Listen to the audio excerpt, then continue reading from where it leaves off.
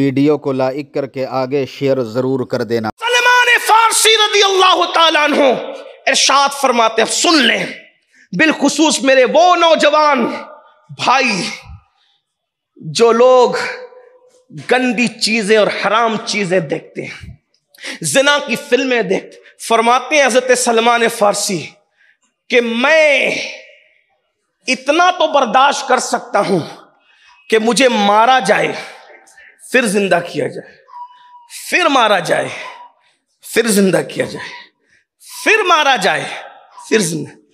3 بار موت کی تکلیف اٹھانا میرے لیے آسان ہے۔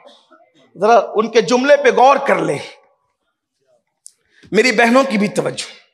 سلمان فارسی سرکار فرماتے ہیں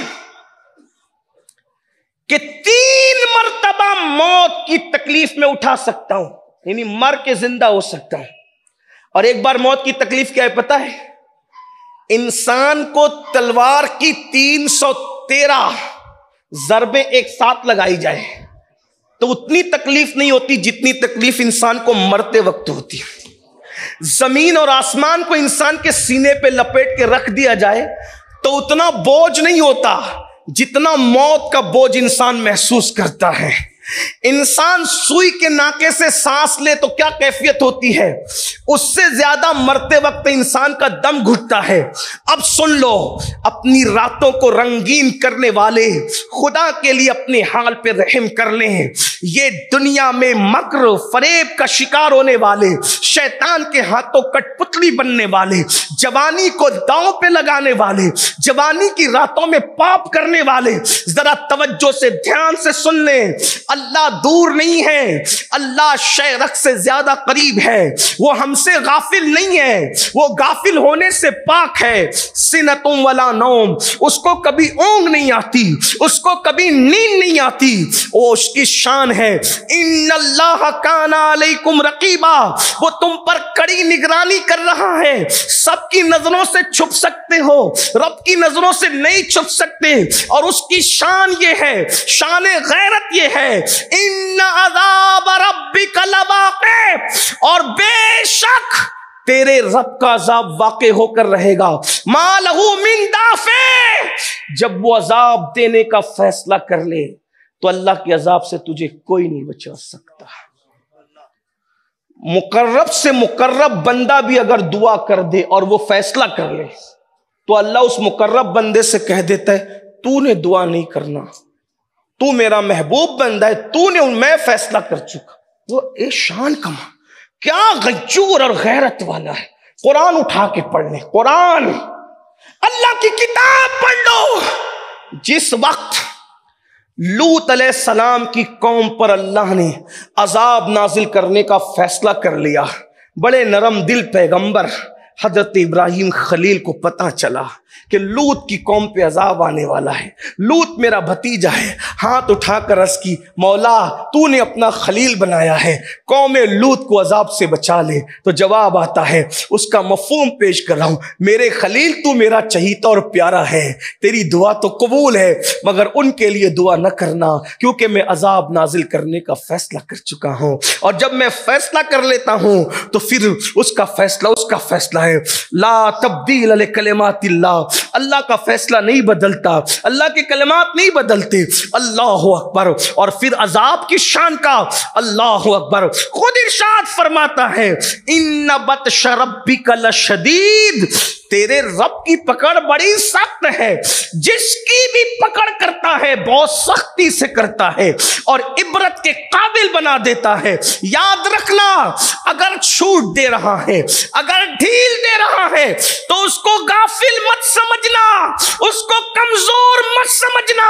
جو اپنی جوانی میں آوارگی اور عیاشی کرتے ہیں، اتنا دردناک بڑھاپا مسلط کرتا ہے کہ انسان بھیک مانگتا ہے تو اس کو بھیک بھی نصیب نہیں ہوتی۔ سید الطائفہ حضرت سیدنا جنید بغدادی بازار میں گئے ہیں اور دیکھا کہ بڈھا بھیک مانگ رہا ہے، کوئی اس کے کٹورے میں بھیک بھی نہیں ڈالتا، تو لوگوں نے کہا مرشد بغداد والے اتنے سخت دل ہو گئے کہ ایک بڈھے کے کٹورے میں بھیک بھی نہیں ڈالتے. تو حضرت جنید بغدادی فرماتے ہیں جا کے تحقیق کر لو, اس نے جوانی میں بڑے پاپ کیے ہوں گے, اس نے جوانی میں بڑے جرائم کیے ہوں گے, اس نے جوانی میں بہت گل کھلائے ہوں گے, اس لیے اللہ نے اس کو اتنا عبرتناک بڑھاپا دیا.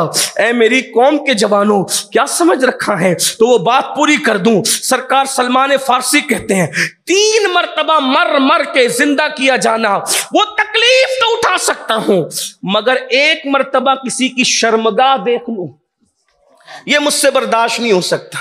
کیونکہ 3 مرتبہ مرنے میں جو تکلیف ہے, توجہ 3 مرتبہ مرنے میں جو تکلیف ہے وہ آسان ہے, لیکن ایک بار زندگی میں اگر جان بوجھ کے کسی کی شرمگاہ دیکھ لیا, کسی کو دکھا دی, تو وہ عذاب اتنا بڑا ہے کہ 3 بار موت کی تکلیف تو سہی جا سکتی ہے, مگر ایک بار کسی کو ننگا دیکھنے پہ جو عذاب ملے گا یا خود ننگا ہونے پہ جو عذاب ملے گا وہ تکلیف نہیں سہی جا سکتی.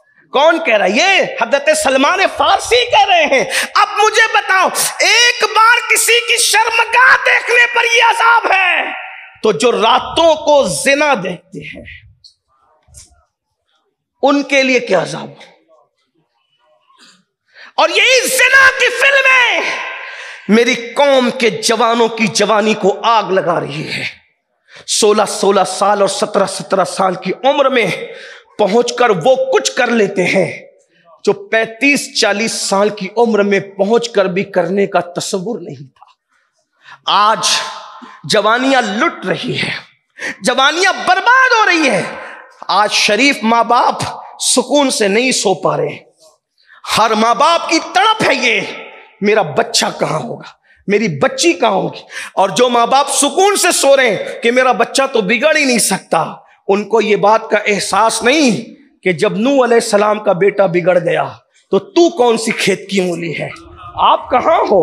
اللہ اکبر. نوح علیہ السلام کے دور میں یہ فلمیں تو نہیں تھی, یہ آوارگی تو نہیں تھی, یہ گندی تو چیزیں تو نہیں تھی, پھر بھی نبی کا بیٹا کیوں بگڑا پتا ہے؟ نبی کا بیٹا, نبی کے قوم کے اندر کچھ بگڑے ہوئے لوگ تھے, صرف ان کے ساتھ بیٹھے بیٹھے وہ بگڑ گیا, نبی کا باغی ہو گیا. قرآن نے اس کے بارے میں کہا لیس من اہلک, اب یہ آپ کی آل سے نہ رہا, اور پھر کا اس کا عمل اچھا نہیں ہے. اللہ اکبر. غور فرمائیں, جو ماں باپ سکون سے کی سانس لے رہے ہیں, مجھے نہیں سمجھ میں آتا کہ آخر انہوں نے کون سی میں پی ہے اور کون سی گارنٹی لائی ہے. اللہ اکبر. الیاذ باللہ. ارے جب حضرت سعد ابن ابی وقاص, جنتی صحابی کا بیٹا سعد ابن ابی وقاص, عشرہ مبشرہ میں شامل سعد ابن ابی وقاص کا بیٹا بگڑ گیا, حضرت سیدنا امیر معاویہ کا بیٹا بگڑ گیا, اندازہ فرمائیں کیسے مقدس لوگوں کی اولادیں بگڑی. ہم لوگ سکون سے, اس دور میں تو لوگ اتنے گناہ کے معاملے کے اندر ترقی یافتہ تو نہیں تھی, اس دور کی تو صحبتیں تھی, گندگی. آج کیا ہے؟ میں ان لوگوں کو جو بگڑے ہوئے ان کو کم مجرم نہیں بتا رہا ہوں, لیکن ایک بات کہتا ہوں کہ وہ اس وقت لوگ زنا کر سکتے تھے, زنا دیکھنے کا مزاج تو نہ تھا.